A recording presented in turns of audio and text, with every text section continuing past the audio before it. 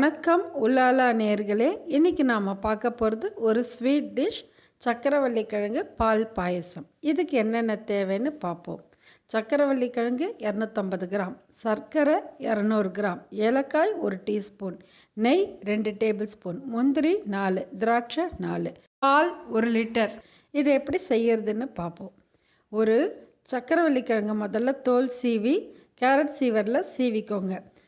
சீவி ரெடி பண்ணிவிட்டு குக்கர் எடுத்து அந்த சக்கரவள்ளி கிழங்கு முழுசாக திருவினது, சர்க்கரை, பால், கொஞ்சம் தண்ணி, முடிஞ்சால் இதிலே கூட ஏலக்காய் சேர்த்துக்கோங்க. சேர்த்து குக்கரில் 3 விசில் வச்சுருங்க.